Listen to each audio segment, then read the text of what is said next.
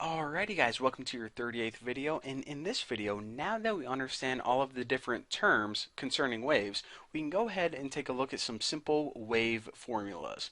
Now before I actually talk to you guys about the formula itself, I might as well give you guys the variables that we're going to be using inside the formula. So the very first thing is V, which stands for velocity, which is of course the speed of the wave. The second variable we use is something that looks like that. It's a Greek letter, I believe, and this symbolizes the wavelength. Why they just didn't use W, I don't know. Blame the physicist, not me. And the last one is just F, and it stands for frequency of the wave. So say that you were a surfer and you were sitting, maybe you're in Hawaii on your surfboard riding the waves and you got bored, so there's some waves right there, and I might as well draw you. Hey, here's my surfboard, and here's me. I love surfing in Hawaii. Alright, oh, excuse me, I got like kettle corn stuck in my freaking throat or something. But anyways, you were bored and you decided that while waiting for waves, you wanted to make some calculations because not only are you a surfer, but you're also a scientist. So the first thing you did was decide to figure out the frequency of the waves.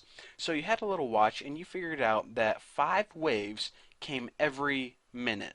So you went ahead and you said, you know what, that is actually frequency, 5 waves every 1 minute, but I'm going to go ahead and reduce this to seconds. So this would be 1 wave every 12 seconds. The next thing you did is you wanted to find the wavelength of these waves. So you said, okay, from this point to this point, point A to point B, I'm going to go ahead and measure that. I don't know. Maybe you had a freaking tape measure. Maybe you were just judging it. But either way, you figured that the distance from A to B was 10 meters. And of course, you knew that was the way. Ugh. What the heck is wrong with my freaking throat? It sounds like I'm gurgling pudding or something. Alright, so anyways, you now have the frequency and the wavelength, and you're like, oh crap. I want to figure out the velocity, how fast these waves are coming, but I don't know how to do that.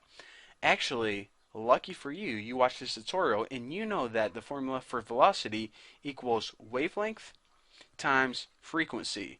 And you're like, oh yeah, I remember that now. So let's go ahead and make some calculations. So in order to find the velocity, first of all, you have to grab a BB gun and shoot this dog across from me that's barking right now. And once you're done with that, go ahead and take the wavelength, which is 10 meters, and multiply it by the frequency, which is 1 over 12 seconds. So 1 wave comes every 12 seconds. Now whenever you multiply this, you're going to get 10 meters over 12 seconds.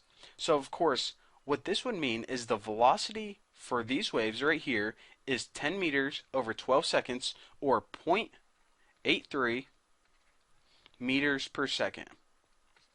So again, that is how you calculate the velocity or wavelength or frequency using this formula right here. And again, if you want to, calculate the wavelength, then you just, divide both sides by the frequency.